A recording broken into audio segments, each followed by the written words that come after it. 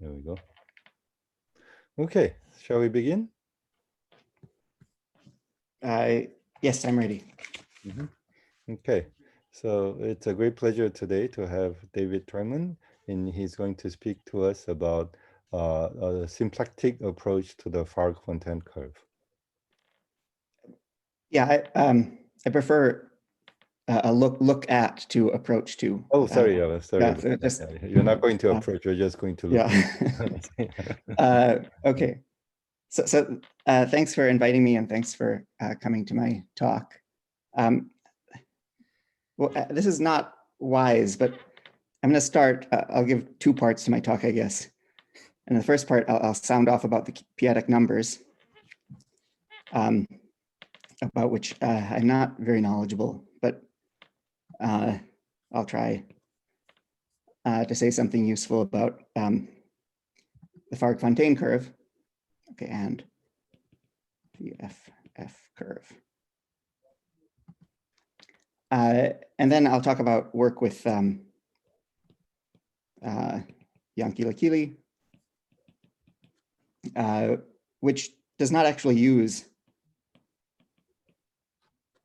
p-adic numbers, does not use QP, uses some equal characteristic version of it in place of it. So this is mostly storytelling, but okay, so that's my outline. So part one, the p-adic numbers. So you've heard of QP. QP, it's the completion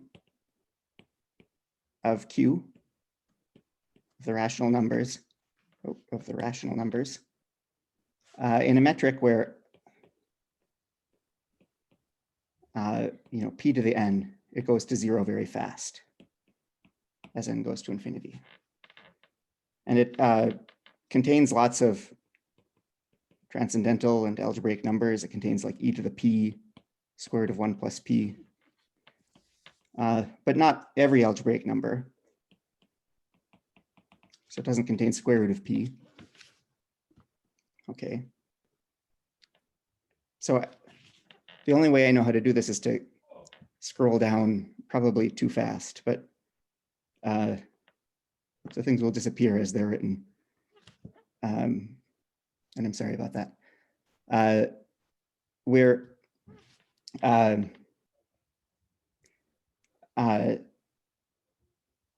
So since QP is not algebraically closed, we're interested in QP bar, the algebraic closure.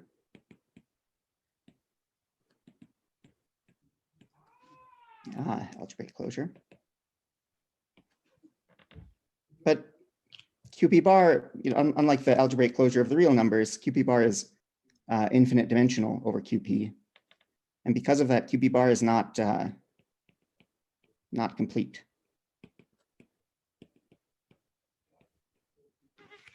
In whatever natural metric you would put on it. So it doesn't contain, it doesn't contain p plus p to the 2.5 plus p to the 3 1/3. Doesn't contain like this series. Okay, so let's complete it. Completion is called CP. And then an old non-trivial theorem is that CP is algebraically closed. Well, so we don't have to go on taking the algebraic closure and completing it forever. Okay. But it's missing something.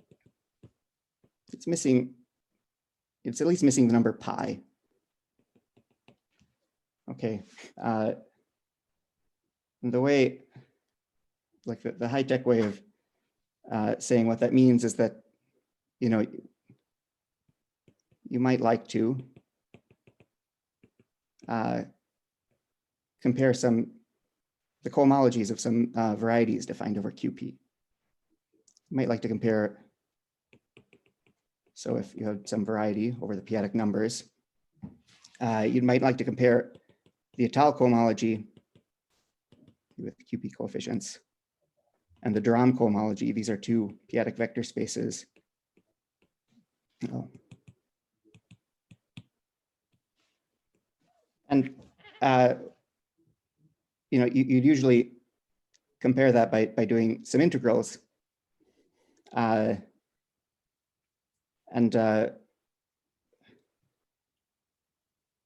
they're not isomorphic, first of all. So these are not isomorphic as QP vector spaces, not in any natural way. Okay, and then they don't even become isomorphic after tensoring with CP. Okay, so after tensoring with CP, they are still not isomorphic. So,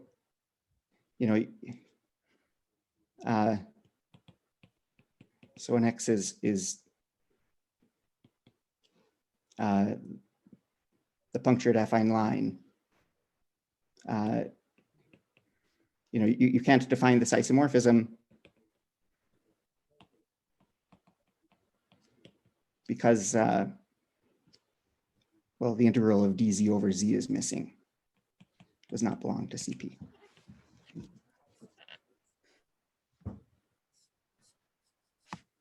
Okay, so long ago, Fontaine defined a different ring called BDR, B de Rham. And maybe I can put that in yellow.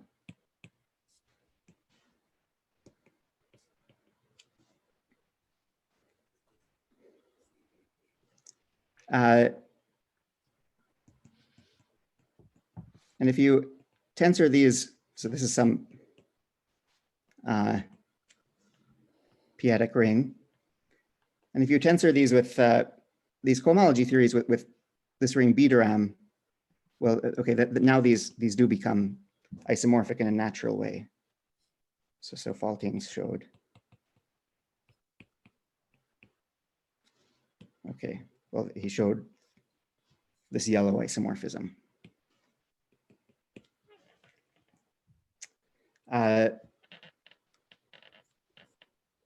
Okay, so this B de Rham, it does contain this number pi or 2 pi I. And in fact, it's isomorphic to a Laurent series ring over CP in this variable pi. So, well, we can stop. We have enough numbers to do integrals after adding pi. But this isomorphism is confusing.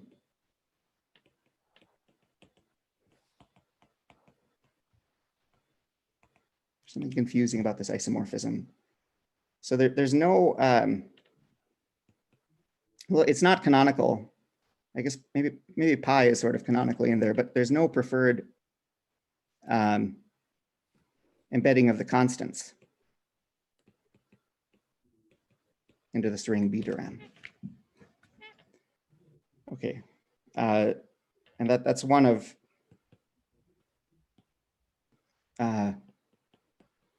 several confusing things about p-adic Hodge theory. Confusing.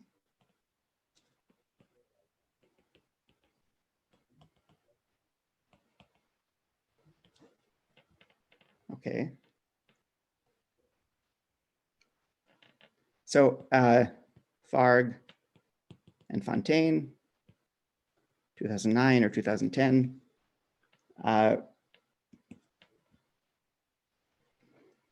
Well, they made the following suggestion for organizing some of those confusing things about Piatek-Hodge theory. So there is a curve, or I'll put curve in quotes. Maybe more literally, there is a one-dimensional scheme that doesn't have to go in quotes, I'll just call it FF, or maybe FF of QP comma CP flat. It depends on two variables. You can put any local field can go here, or non-Archimedean local field can go here, and any perfectoid field of characteristic P can go here.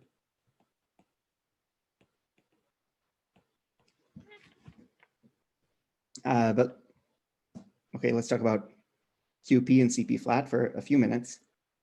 So there's this one-dimensional scheme, and pi is a coordinate, a local coordinate on this curve.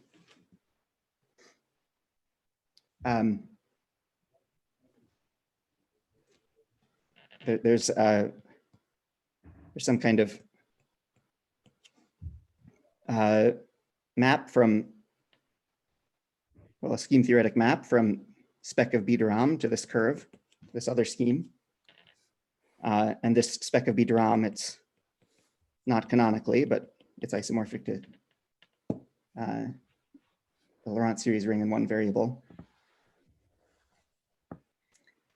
Okay, so and the proposal is that Piatek cohomology theories, they take values, well, maybe they start out taking values in Piatek vector spaces or something like that, but maybe you can make them take values in vector bundles over this curve. And then Piatek-Hodge theory is about comparisons between these vector bundles, compares these vector bundles.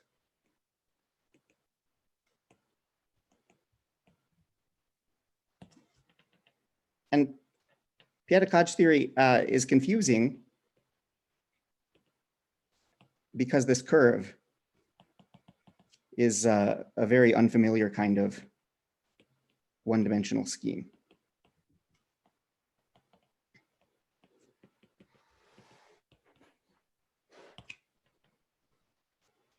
Okay, so it's not this curve FF. We call it a curve, but it's not really a variety. It's not of finite type over any field. But nevertheless, it resembles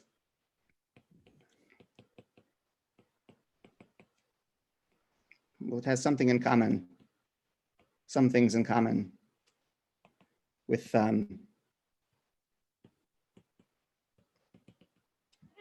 a closed Riemann surface, some kind of global curve.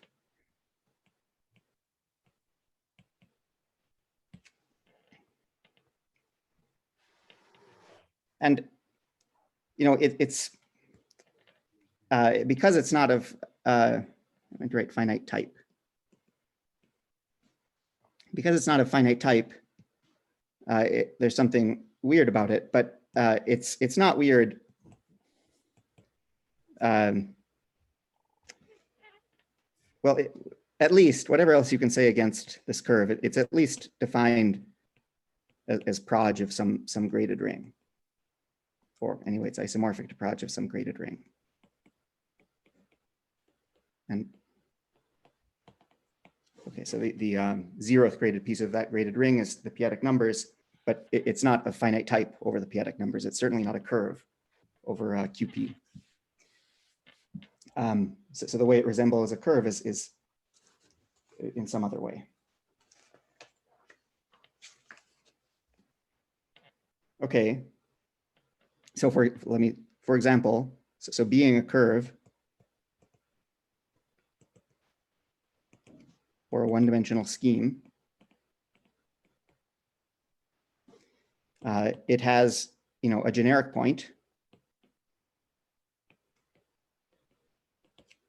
And then it has a lot of closed points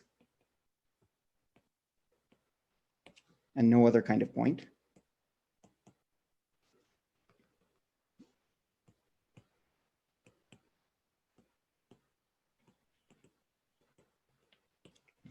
No other kind of scheme theoretic points.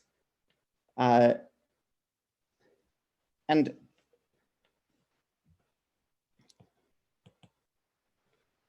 there is an interesting map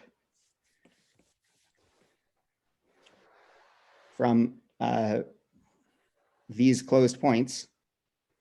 So from closed points of this curve to a circle. This is just the usual circle. Maybe it's maybe the usual circle, but maybe kind of a specific circle. It's a circle you get when you take an open interval and you divide by the equivalence relation, where you identify x with x to the pth power. So the closed points of this curve, they're in one-to-one correspondence with equivalence classes of untilt of CP flat. So I didn't say what CP flat was, and I won't. CP is one of the untilts of CP flat, and there are others.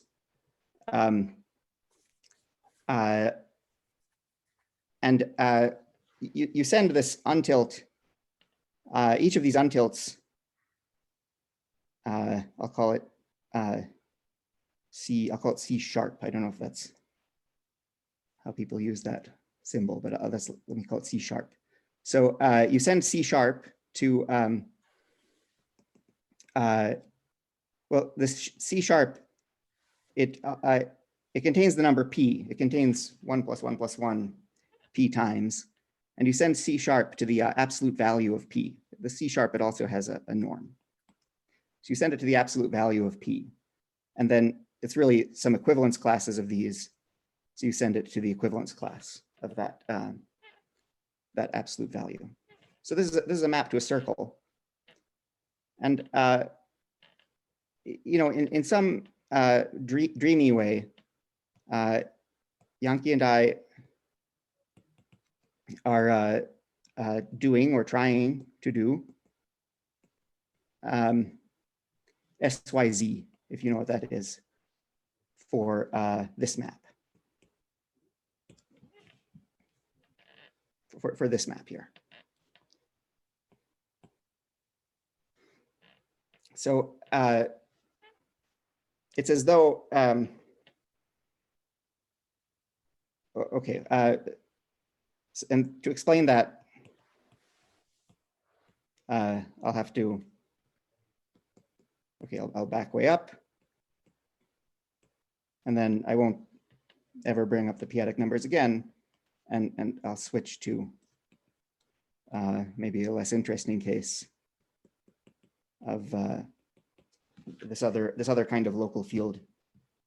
You can make this analog of QP called FP double brackets Z. Okay, so that's the end of part one, and I'll zoom out and scroll up and start part two up here.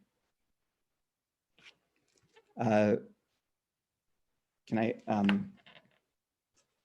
should I take a minute to,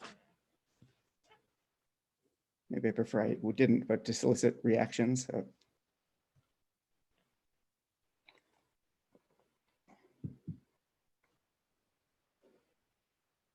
Okay, I'll go on. So part two.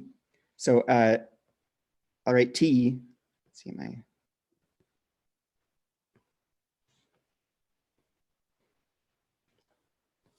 I'll write T for just the usual torus, R2 mod Z2. And this is going to be a talk about symplectic geometry. So I'll give this the usual symplectic area form. dx dy. I mean, later on, this will kind of be sent to 0, but okay, but not yet.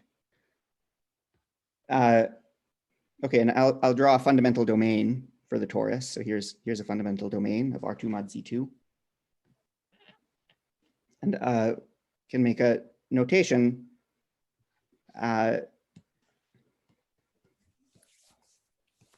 so I'll write LM for, it's a circle in this torus. It's the line of slope minus m through the origin. So it's the graph of y plus mx equals 0. So here's L0, and here's L2, and so on. So these are all circles in the torus, and L stands for Lagrangian. There are Lagrangian circles in the torus, in the symplectic torus. But they're just circles. So Lagrangian Floer theory. Oh, hold on.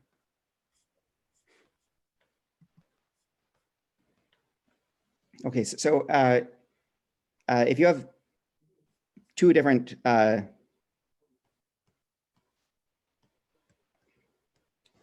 circles, LM1 and LM2, and they're, let's say M1 is less than M2, they're different from each other. This intersection is transverse. The LM1 and LM2, they meet transversely in M2 minus M1 points. So the pink circle is L2 and the blue circle is L0, and they meet transversely in 2 points, 2 minus 0 points. And Lagrangian Floer theory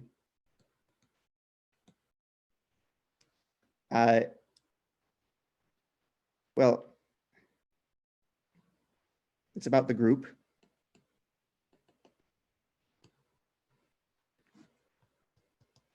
That I'll call CF of L M1 comma L M2.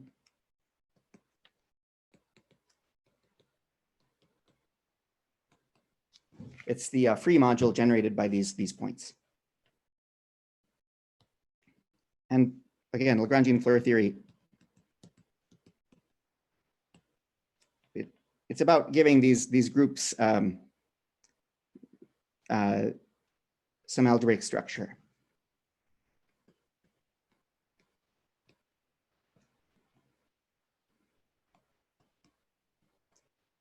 Sort of resembles categorical structure.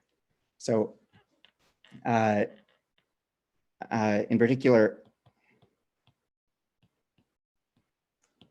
the triangle product.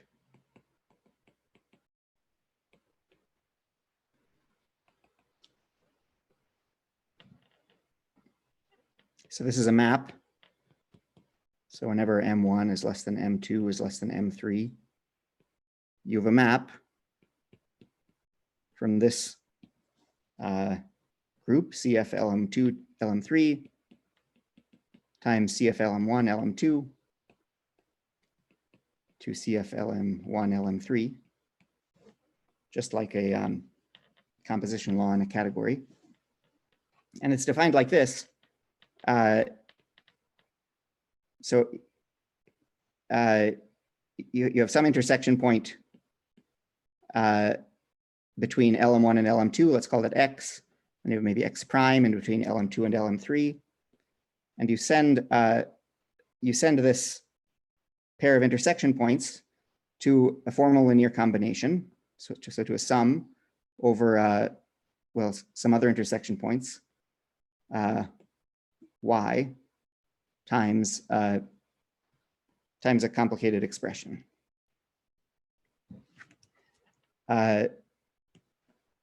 So the contribution to the Wyeth coefficient of this chain group is the sum over all triangles.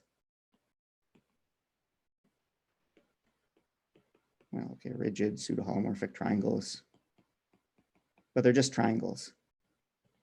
So they're maps from a triangle into the torus.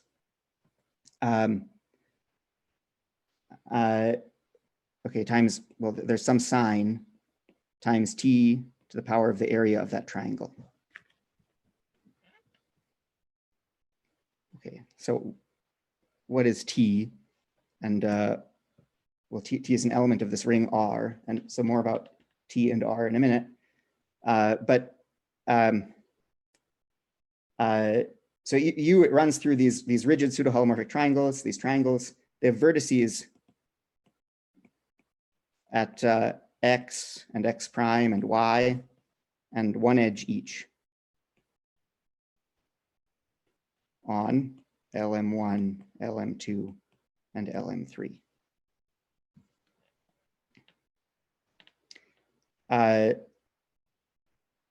So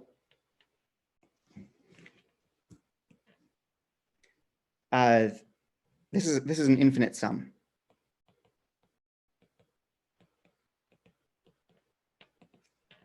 Okay, so maybe we can look at L0, L1, and L2. Let's do it in white, red, and blue. Okay, so here's the fundamental domain, and here's L0, and here's L1, here's L2. And okay, here's a triangle. This is a triangle. That's one U. Is this pink triangle. But then we also have like this one. They're allowed to wrap up around the torus a number of times and wrap around each of these circles a number of times. So you have this bigger one also. And one U is yellow. And in fact, there are infinitely many triangles just like this. And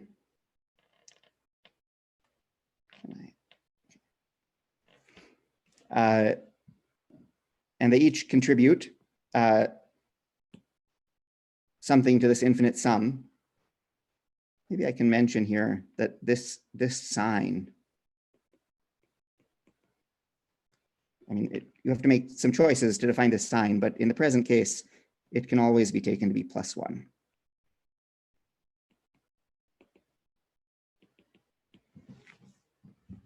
Okay. Okay, that's the triangle product. So if there's like a quantum field theory in the story, it's a two-dimensional quantum field theory, and these triangles are the space-times that those are happening on. And the ones that are pseudo-holomorphic would be the, well, okay, I know even less about that, so maybe I won't say more. But let's just talk about the algebraic structure here. So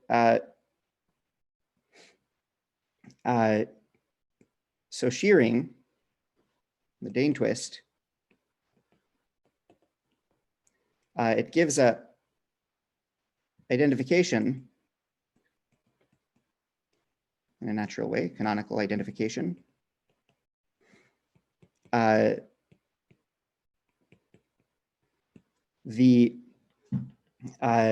group for LM1, LM2, and for L0, LM2 minus M1.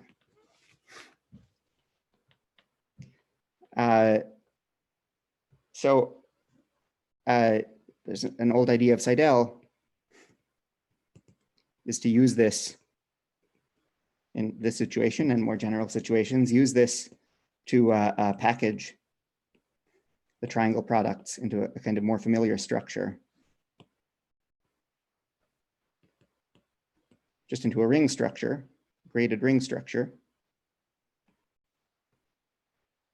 on the direct sum from m equals 1 to infinity of CF L0 Lm.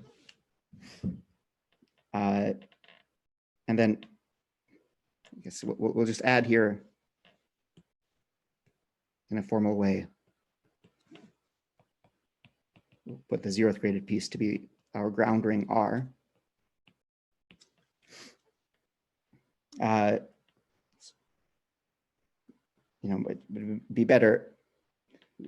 We can put it in by hand, or we could have a discussion about what to do when two circles don't intersect transversely, for example, when they intersect, when L0 intersects itself. Okay, but then I should tell you what is R.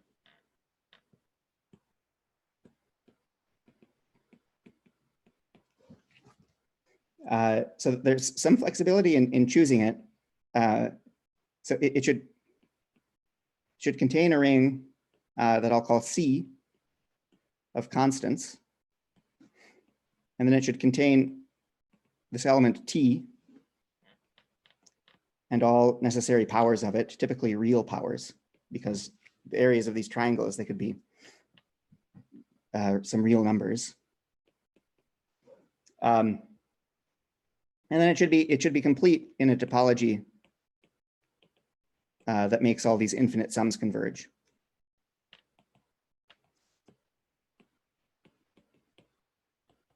All these sums over U converge.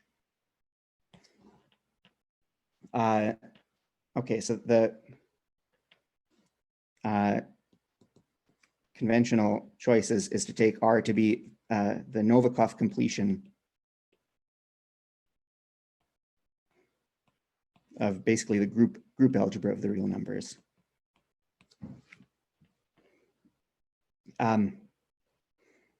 Then maybe there's some other things you can do, like there's another idea of Seidel's. Okay, you can shrink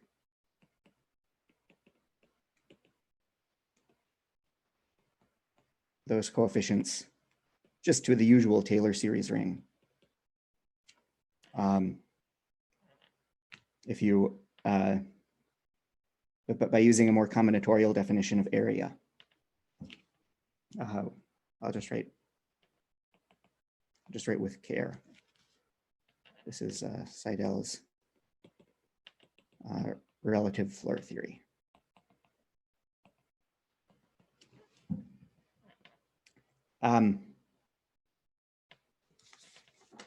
Okay. Okay, so having done that, you'll have defined a graded ring, this graded ring. And then it's an associative and commutative ring, I guess, associative for non-trivial, very general reasons, and commutative for non-trivial, more specific reasons. But it's a commutative ring, and you might be interested in which commutative ring is it, or what is proj of this commutative ring. And then a theorem, I don't know, this is, I don't know all the different names to put here. This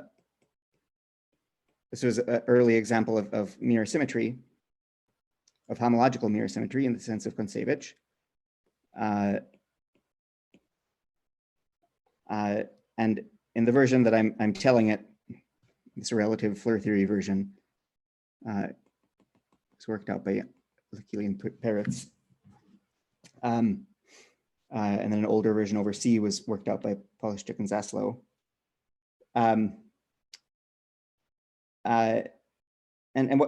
What's the theorem? The theorem is that proj of this graded ring, proj of R direct sum, these Floer cochain groups, is an elliptic curve over R. Well, maybe it's an elliptic curve over R if we invert T. And it's some integral model for that if we don't invert T. And which elliptic curve is it? It's the Tate elliptic curve. It's the elliptic curve. Well, whose J invariant is the famous J series. I don't know what it is. I remember this much of it. The Tate elliptic curve.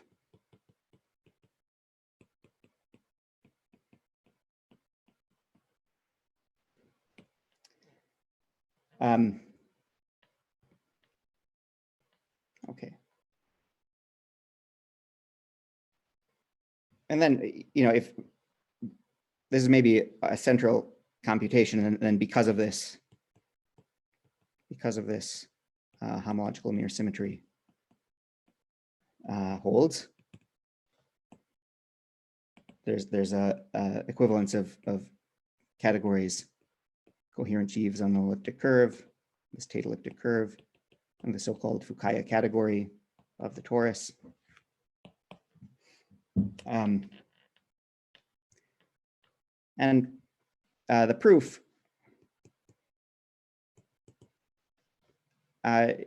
you have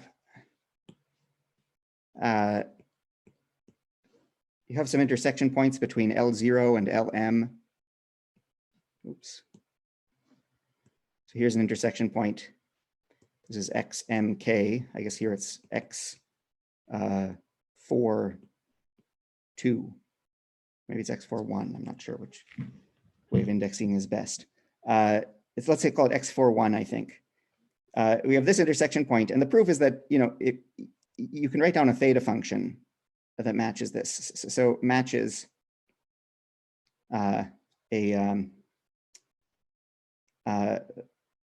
classical Jacobi theta series. It matches the sum from, let me call it theta mk. It's a function of two variables. One of them is t, the Novikov variable, and then some other variable called z. So theta mk of t comma z. It's this formal series. In this relative version, it would be t to the power of m times I choose 2, I times I minus 1 over 2, plus k times I times z to the power of m times I plus k. Okay, this is some version of the Jacobi theta function. And the triangle products, they multiply together. They multiply these xmk's together the same way that the usual kind of product of formal series multiplies the theta functions together. Okay, so that's our that's a discussion. Maybe I should come all the way back up. Maybe this talk has 3 parts, and part 3 is now to change something about what I just did in the story about the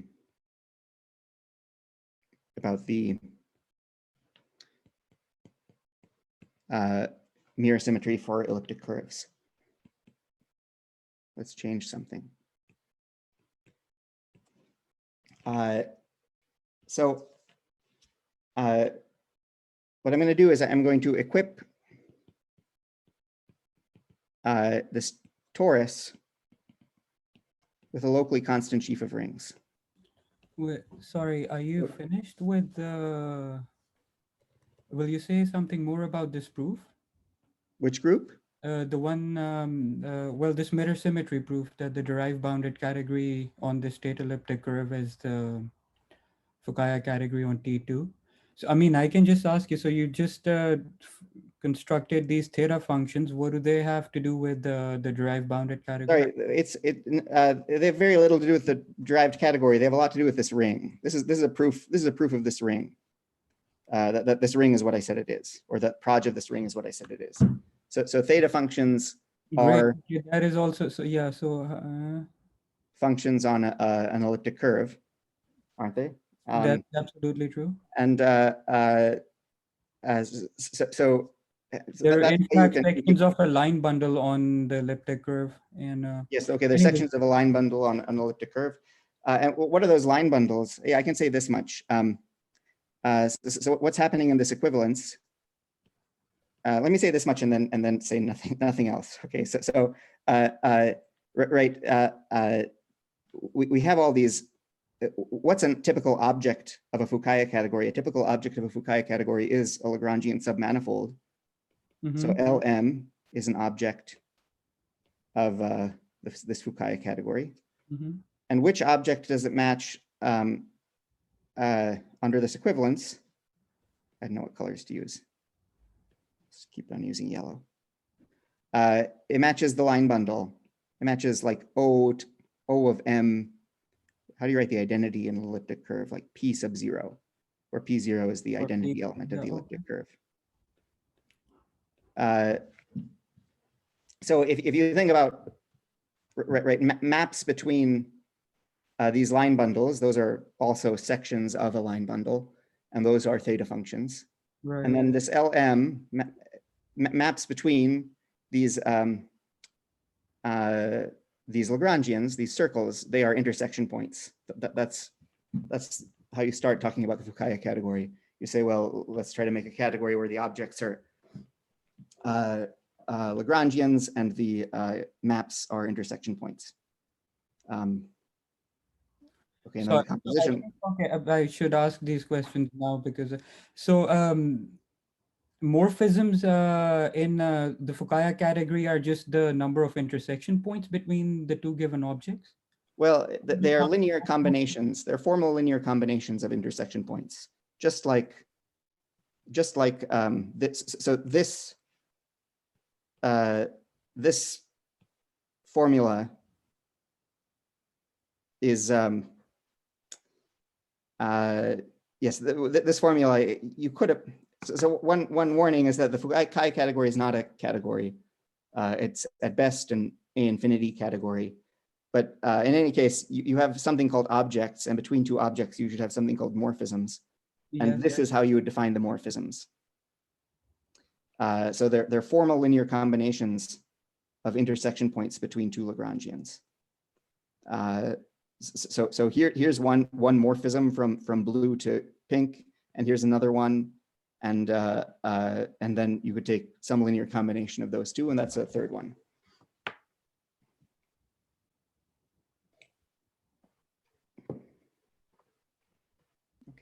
Okay, that's nice.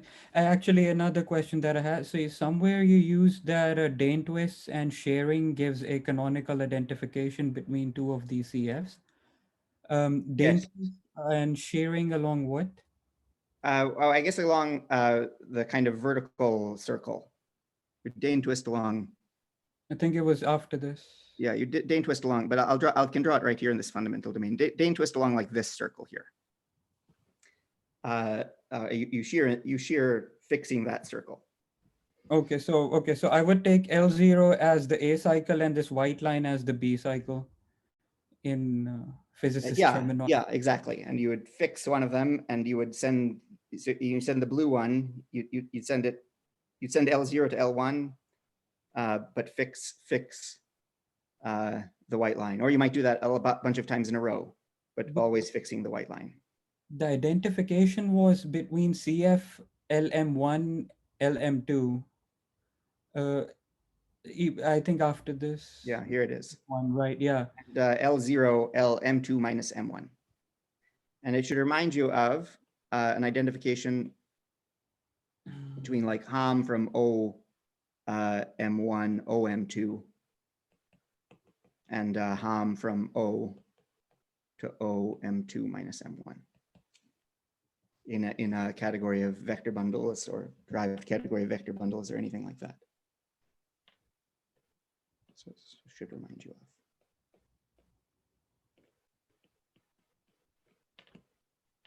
Okay. Thanks. I mean, maybe we can take this comment later, but there's a very nice action of the Heisenberg group on the sections of these on the sections of this line bundle. Does that play any role? Because that gives a canonical basis for theta functions. Well, yes, I mean that basis. I mean that basis is of interest to people in mirror symmetry, because I haven't thought about whether you can see it in the same way with that Heisenberg group. I'm not sure. So the construction is easy to describe. I guess we can talk about it after the talk. Otherwise, this would. How long is the talk? I'm interested in the third part, so. It should be an hour. Yeah. Okay. Maybe we should move on for now. And Down. We can talk. I might make it. I might be able to make it. We'll see. So, okay. So we're going to tell the same story, but we're going to change something. We're going to equip T with a locally constant sheaf of rings. I'm going to call it R with an underline. Okay, so what that means is that, you know, at each point of T, we get a ring.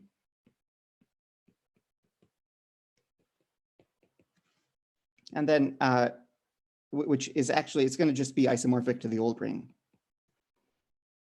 which, you know, we could take it to be, oops, not the complex numbers, some field of constants adjoin T.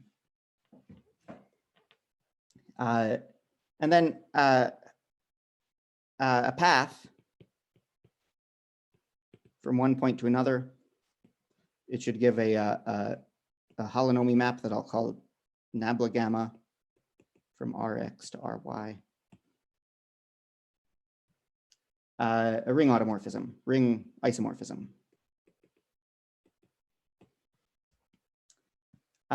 So this is equivalent for the usual reasons, equivalent to giving two commuting automorphisms.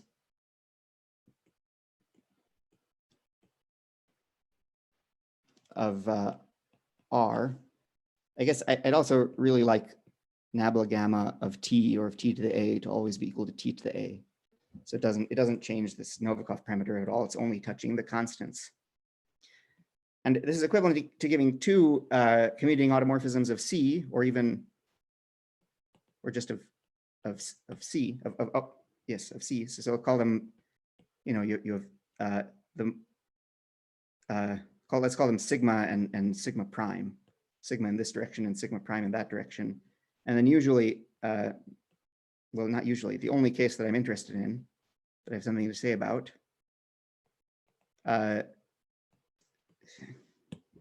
is where sigma prime is trivial, and sigma is the pth root automorphism of a perfect ring or perfect field.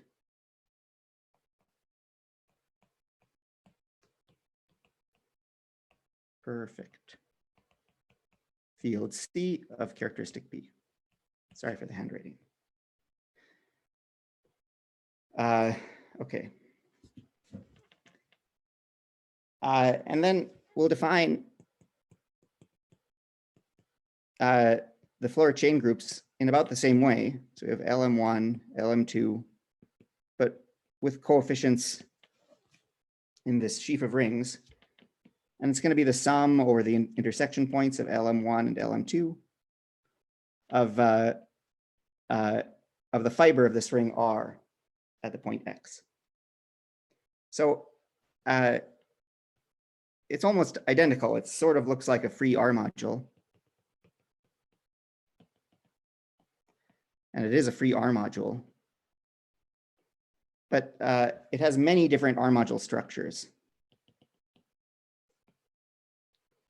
Like to give it an R module structure, you need to choose a path back from X to the base point for each point and for each of these intersection points X. And there's more than one way to do that, and they'll give different R module structures. So, and because of that, because there's this, this is not really an R module, not in a canonical way. To define the triangle map, so which is what we're going to do next. Next, define this triangle map. Oh, maybe I have to go.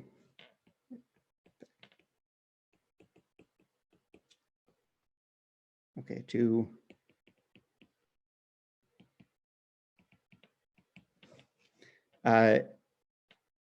you have some intersection point between LM0 and LM1, and some intersection point between LM1 and LM2. But it's not enough to tell where, okay, and you'd say where that goes to. It goes to some sum over y of, then again, some sum over u.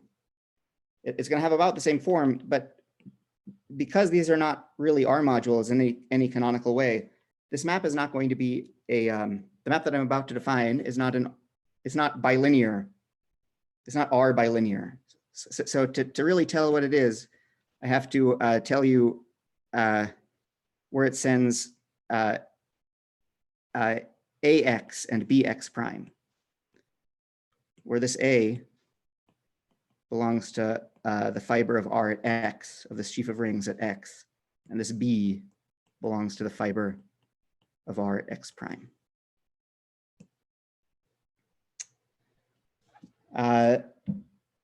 Okay, and well, and the formula is about the same. You sum over the same, this was yellow before. You sum over the same U, same triangles as before. And again, there's the sign, which, you know, if you want, you can make some choices so that it's 1. And then again, you take T to the area of that triangle. But now you multiply that by something. There's some coupling to this sheaf of rings. And maybe, okay, I can zoom way in and I can fit it there.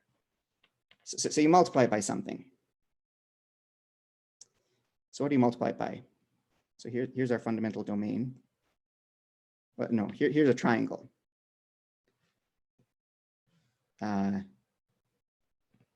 Here's a triangle. So you multiply by this expression, nabla gamma 1 of u of nabla gamma 1 of 1 times nabla gamma 2 times A, and then nabla gamma 2, and then times B, and then nabla gamma 3. Okay, sorry for the parentheses, but the parentheses are actually important. So here are the three Lagrangians that here's a LM0, LM1, and LM2.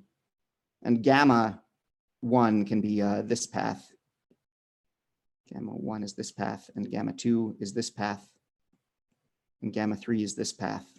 So we're going around the boundary of this triangle, and at each vertex of the triangle, there's an element of a ring, not always the same ring.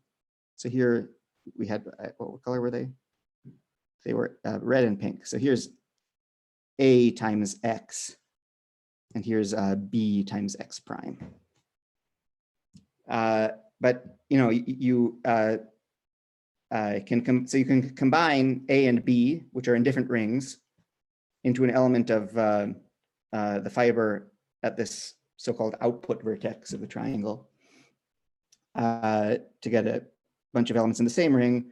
You multiply all those by T to the power of area of U, and you sum over those, and you get a different, well, a totally different expression.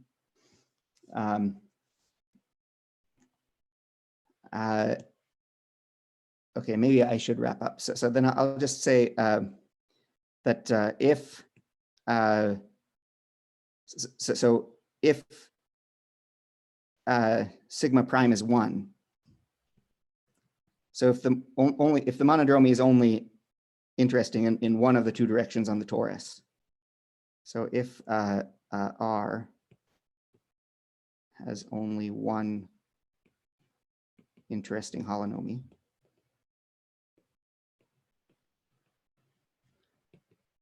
so sigma and not sigma prime, so sigma, but sigma prime is just the identity map, then you can again define this graded ring.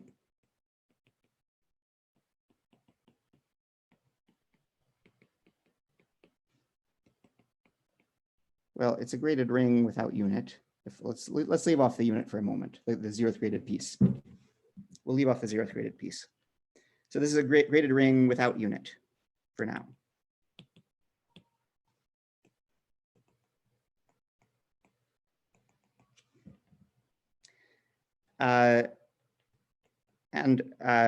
What Yankee and I did was we computed this ring.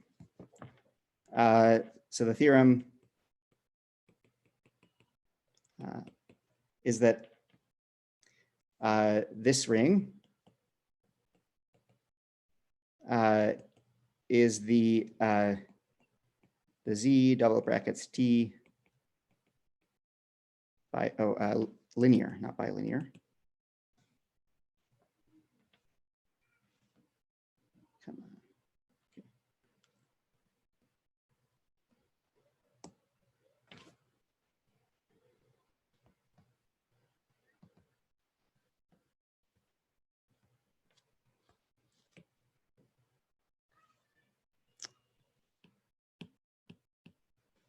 I've lost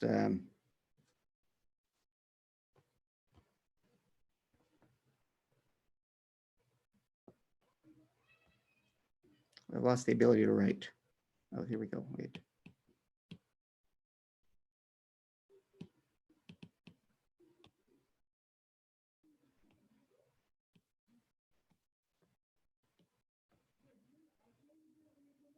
Something's happened to my iPad, so I can't finish. I'm sorry. Oh dear, yeah. Okay.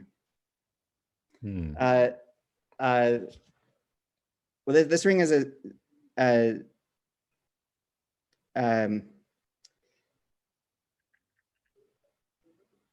was I going to say?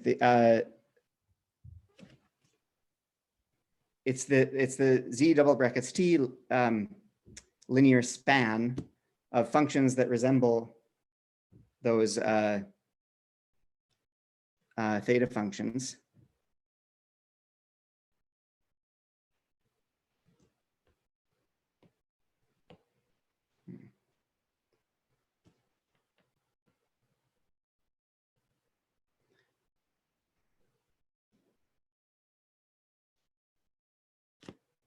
And well, but there's one of these theta functions for every element of the ground ring. I can't explain it without being able to write it down. I'm sorry. Let me try to reboot. Let me just a moment. But in any case, we can stop for now if anybody has to catch a bus. Sure. Well, anyways, so again, in case somebody has to leave, let's thank David for the talk so far. Yeah. And the convention usually is to talk rather freely at this point anyways. So people who need to leave can leave, but we can ask questions and you can continue if your iPad works. That is. I have a question. Oh, hi, Oren. Hi, how are you? I'm good. Nice to see you. Just about, could you say more about the map to S1 that you talked to about at the beginning, especially what is the equivalence relation on fields, on untilts that gives rise to the quotienting by when you quotiented the unit interval? Yeah.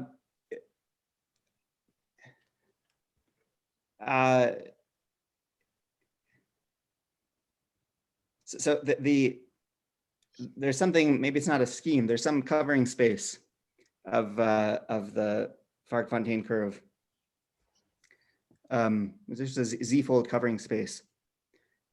And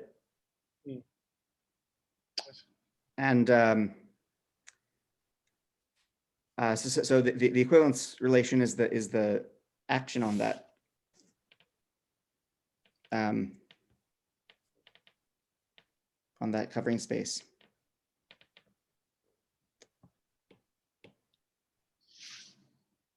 So the covering space maps to the unit interval, and then you. Yes. Mhm.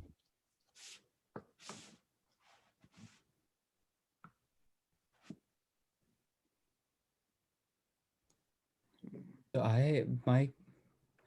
my questions are extremely basic. So if somebody else has more other questions, they should go first. Otherwise, I can ask.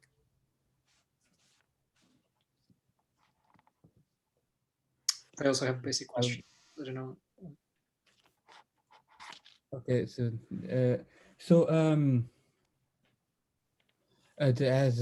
everybody over here would know, so mirror symmetry, well, it relates type 2 and 2b. So on one side you have symplectic objects like the Fukaya category, and on the other side you get some complex objects, which in this case is, as you said, the Tate curve. But arithmetically speaking, it would be, so you desire those situations where the thing on the complex side is not just a complex manifold, but rather something defined over a field. So you can do some kind of arithmetic and ask the question if the arithmetic has any meaning in the Fukaya side. So for that, so in this correspondence, so I just want to understand the Tate curve better first. It's it's an elliptic curve over this ring in the, well, so there's this formal parameter t, I guess. There's a, yes, wait, I think, oh,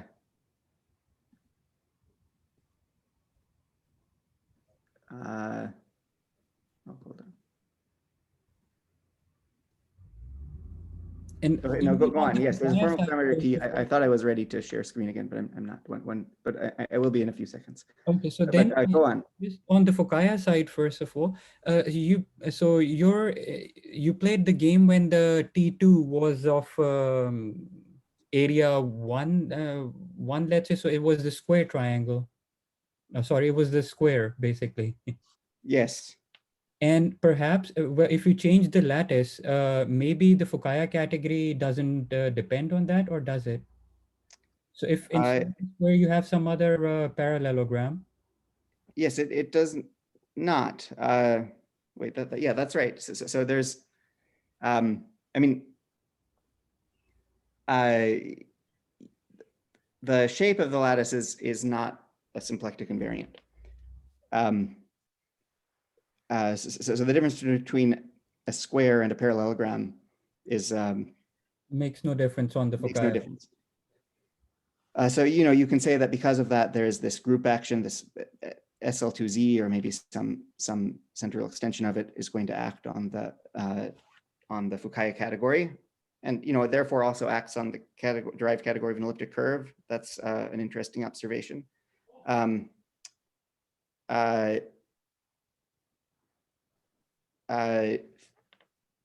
then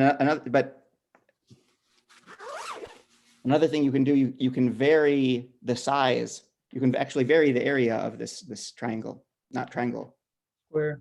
Of this square. So you can let it grow and shrink, or you could let all of the area. So one of the things that people often do is let all of the area accumulate around a divisor in the, or so around, in this case, around a point. And go to some limit where all of the action is at this, all of the, area is concentrated at a point. And that's actually why this ring, yes, right, why I stated this ring, the Tate elliptic curve, it's defined over maybe this this ring in general. Okay, just because I won't understand. So square, double square means it's a Taylor series, Taylor series, in not one variable with integer coefficients. Yeah. good. Okay. So the Tate elliptic curve is defined over this. The defining series for the Tate, so the coefficients for the defining series of the Tate elliptic curve, they come from these Lagrangian intersections. Or Well, no, it's a bit harder. so how do you Yeah, it's a actually bit harder write to tell. down They the- come, they're like specific elements. If you're interested in the coefficients for the defining equations, you're Mhm. interested in relations between generators.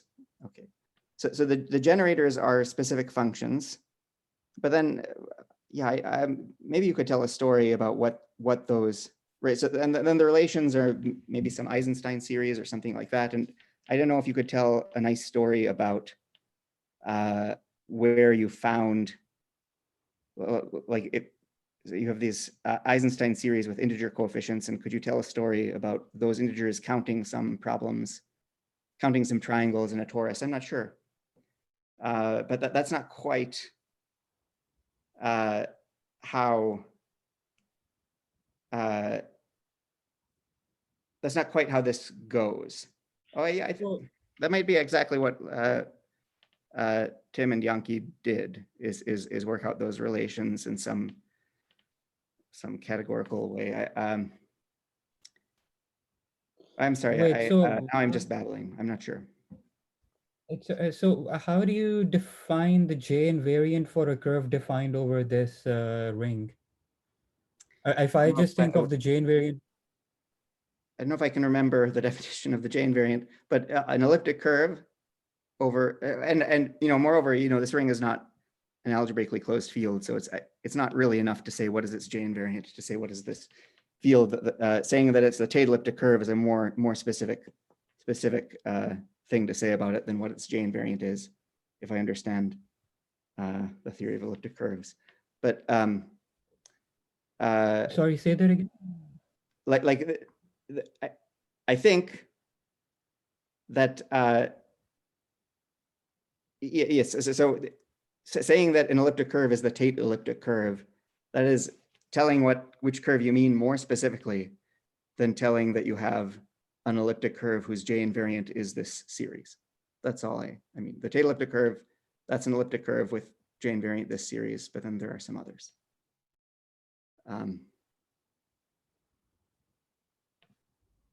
So the J invariant doesn't, for example, J invariant is a complete invariant of a complex curve, of a complex elliptic curve. Yes, but So not of the a J invariant determines family an of elliptic curves. elliptic curve up to isomorphism. Right. It in fact changes in a family of elliptic curves. Moreover, two families of J invariants could come from, the same family of J invariants could come from two different families of elliptic curves. That is right. That's That the is only so point. Jane. So the funny thing about, but that is going. I mean, so I was saying J invariant is a complete invariant for complex elliptic curves.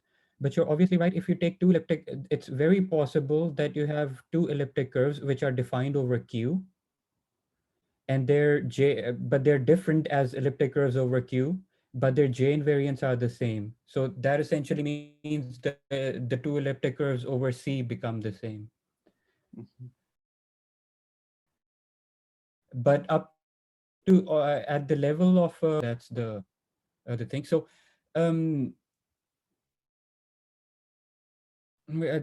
so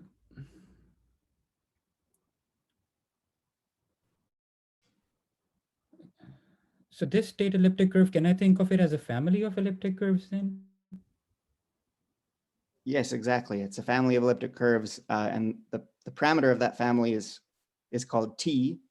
I mean, which family is it? It's like it's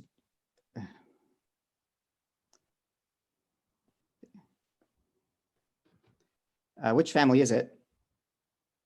I think they write it this way. I think you're right. Okay, it's GM divided by the subgroup of GM generated by T.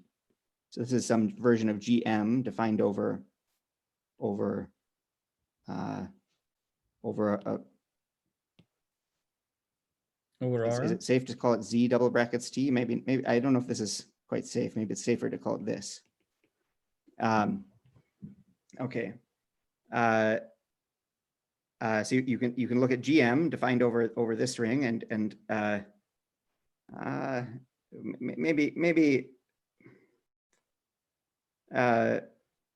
Maybe this will go wrong if Z is not some non-Archimedean field or something like that. But you take right,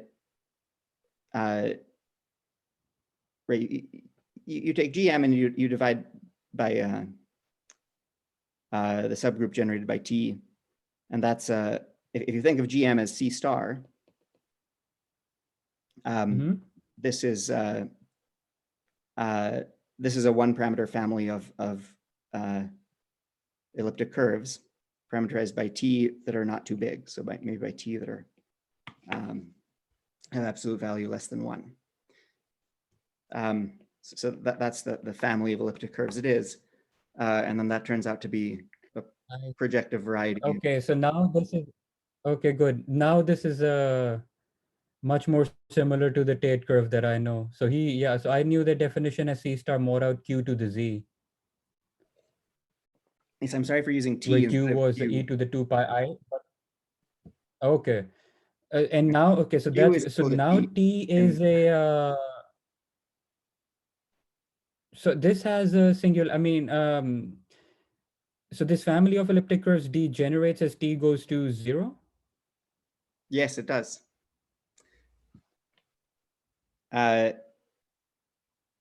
Yes, it degenerates. And which degeneration you get, you can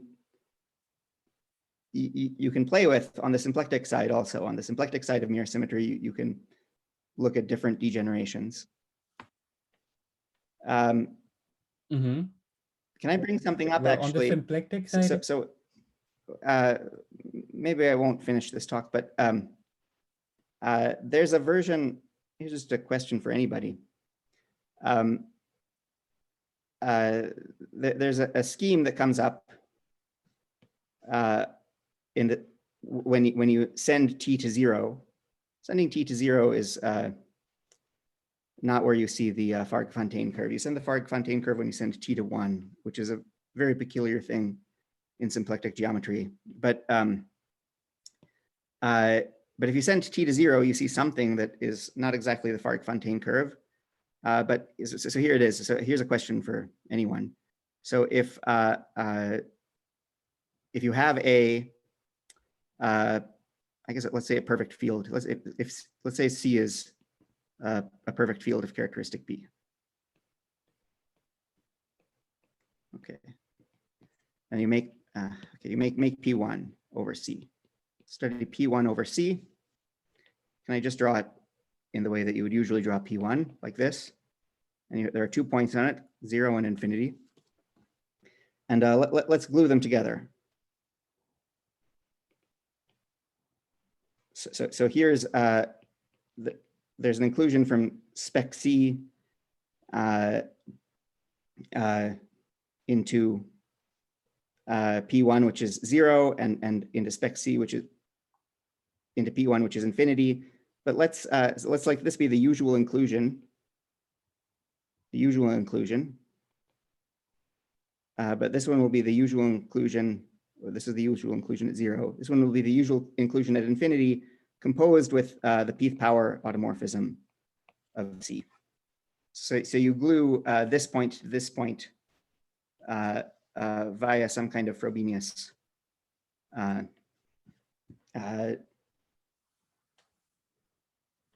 twist.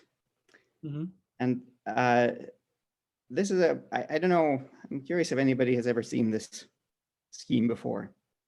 So it's for example, it's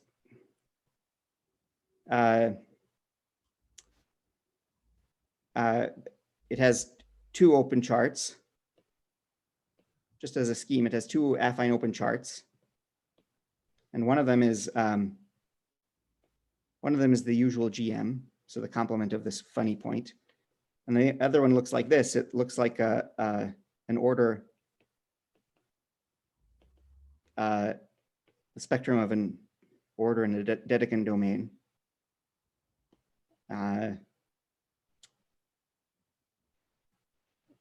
right, what I called it C. So it's the spectrum of the set of all polynomials in one variable. This is just some random variable y,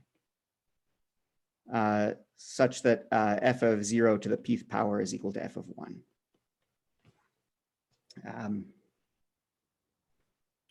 I mean, this is precisely the curve that, this is the curve at t equals 0. Well, this is not, In complex, this would be if this pth power were not there, it would be. But since there is this pth power here, it is quite different. So it only exists in characteristic P. It's not defined over.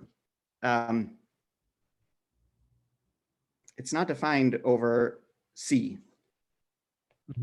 It's only defined over FP. Is there, there's still a Jacobian over FP? A Jacobian. Well, of an elliptic curve. Well, this is not an elliptic curve. No, once you identify the 2 points together, this becomes a degenerate elliptic curve. It will become, yes, if this pth power automorphism were not there, that's what it would be. It would be a degenerate elliptic curve. With this pth power automorphism in place, it's something stranger than that. So it's not defined over C. It's only defined over FP, and it's not of finite type over FP. If you just look at this ring, the coefficients can be anything from this. Well, maybe if C was itself, if C is an infinite field of infinite perfect field of characteristic P, it won't be a finite type. So this is some peculiar scheme with a singular point, and it kind of comes up in the way you're suggesting, but by sending T, this parameter T, which is the T is not exactly the area of the curve. T is something that you raise to the power of the area of, not area of triangles. But if you send that T to 0, that's a bit like sending the area of the triangles to infinity. So scaling this symplectic form way up. That's a very standard, famous thing to do in mirror symmetry. It's called the large volume limit. And then what happens on the other side is unfortunately called the large complex structure limit. And right, so in this funnier version where there's a locally constant sheaf of rings on the symplectic manifold, here's an example of something funny that happens on the mirror side.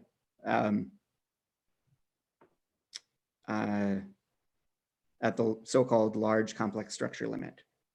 No, so can you describe what on the mirror side, what happened? Do you know what the gluing map or?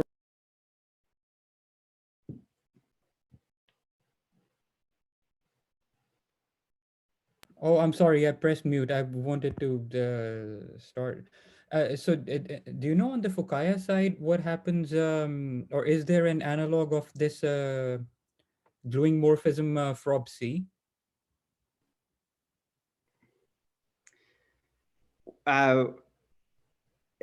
Well, it's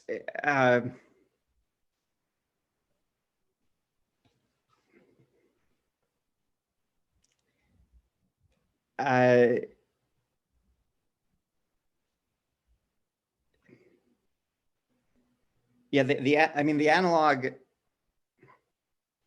The analog is putting this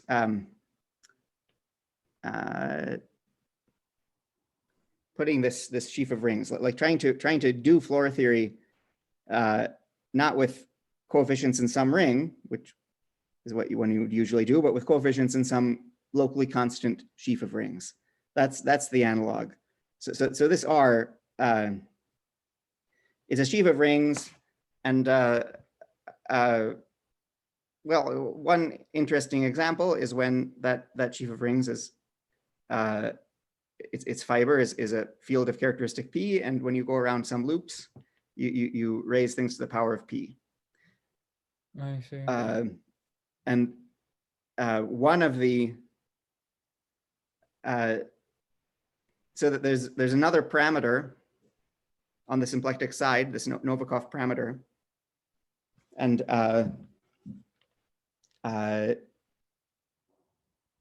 there's something strange you can do with it. You can set this Novikov parameter equal to 1. That's not what I was describing down here. I was describing what happened when you set it equal to 0.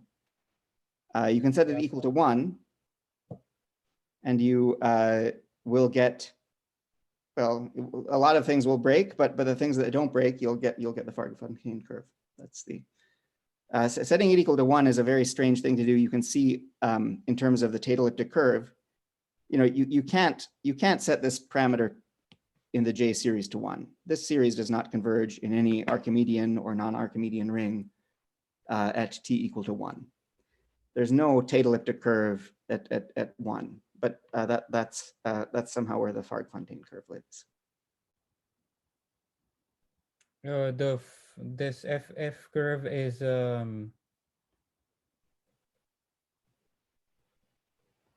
it's defined over some finite field, or just as in the previous case, the t equals to 0? It would be defined over over a local field. So it would be defined over, yes. So it's no longer defined over, it's defined over right, the one that I talked about at the beginning, which I have nothing to say about, unfortunately, is a Fargues-Fontaine curve over the p-adic numbers. You can also define a Fargues-Fontaine curve over this FP is a finite other local field. Yeah,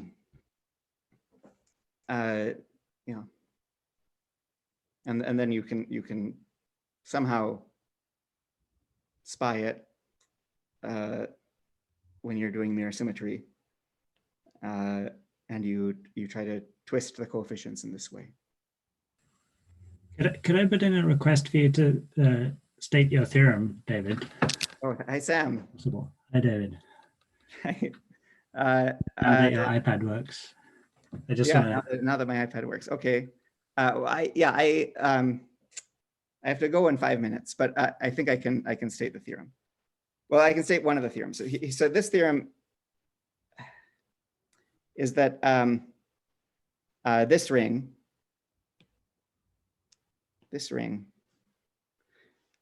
which is a ring without unit. This ring, it's the Z double brackets T linear span of these functions that I'll call theta mk. Well, there's a Z and a T in there, but then I'll also put this other variable A in there, and this A, it belongs to C. Let's see if I can zoom in. And this this ring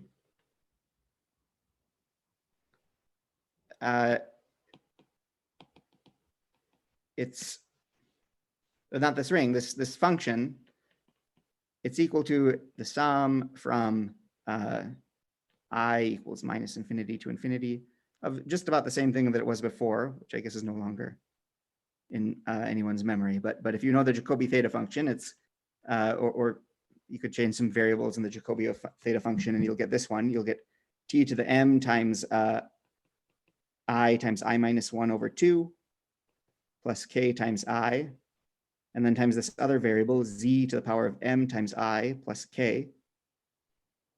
And then the other thing you'll do is you take A and you apply this automorphism to it I times. So, and remember that the interesting example is when sigma of A is equal to A to the pth power, or maybe A to the 1 over pth power.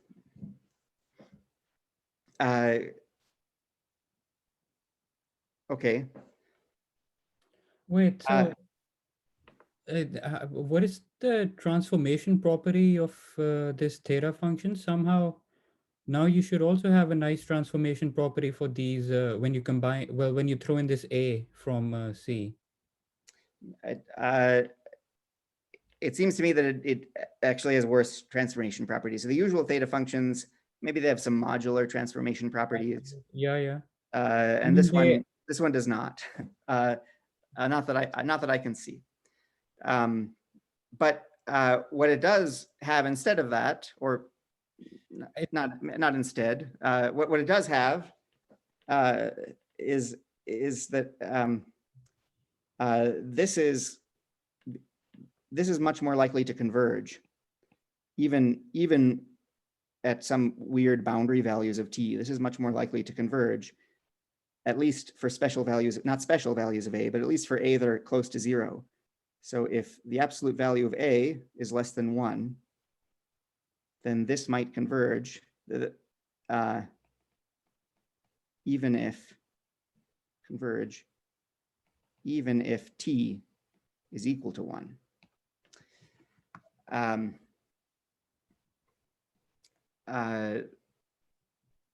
T equals to 0? No, even if t is equal to 1, this might converge.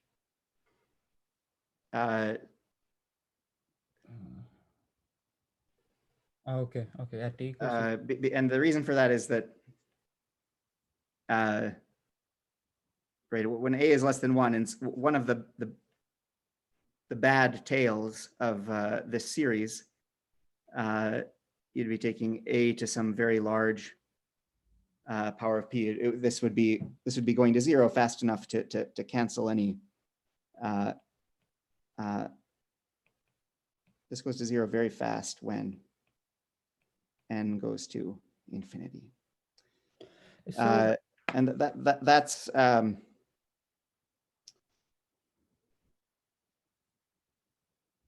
okay. so Yes, C, at some point you did say that C has an action of SL2Z. Or am C does not. Or F does. I mean, the Fukaya category. Yes, sorry, the Fukaya category, but before putting this, yeah, so the symplectomorphism group, maybe you have to extend it a little bit, but a symplectomorphism of a symplectic manifold, it will act on the Fukaya category. It will do something to the Fukaya category. So you can act on the torus, yeah, by a lot of symplectomorphisms, and so you get an action on the category of those same symplectomorphisms. I mean, the funny thing is that the group of symplecticomorphisms is, maybe it's bigger than, well, it is SL2Z. Yes, it is SL2Z, and you need to pass to a you need to pass to a covering of this group in order to make it act on the Fukaya category. That's true. So there will be some central extension of it that will act. So actually, that is awesome. Is it in any case a semi-direct product with the Z2? I mean the lattice Z2, the rank 2 lattice. Oh, because SL2Z semi-direct product Z2 lattice is the group that under which these Jacobi theta functions transform nicely. So SL2Z acts on the T or the tau variable. Yes. I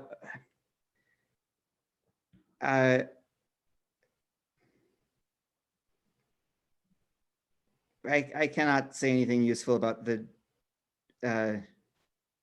Jacobi theta function aspect of this. Although, I mean, you're right that there's a function of 2 variables here, t and z. Those functions are involved. No, those are different. But I can't. I won't be able to. I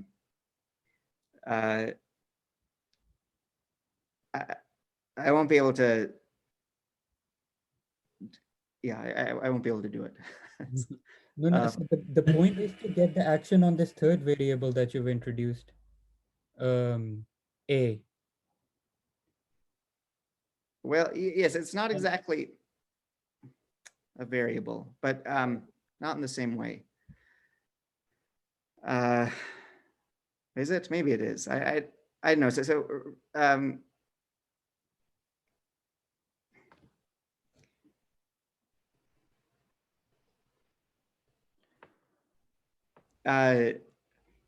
Well, sorry, so I'm just maybe, what is C?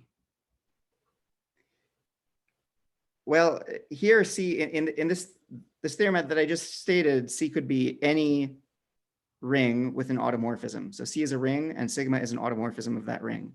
And you can make this setup and you get a ring without unit if you take the span of these these funny versions of the theta functions. And then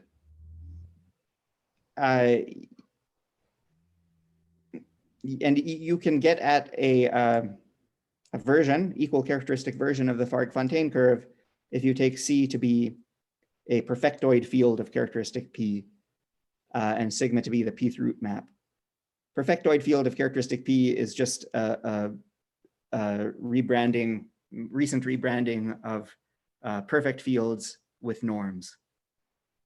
So that are complete with respect to a norm. So a perfect field that's complete with respect to a norm.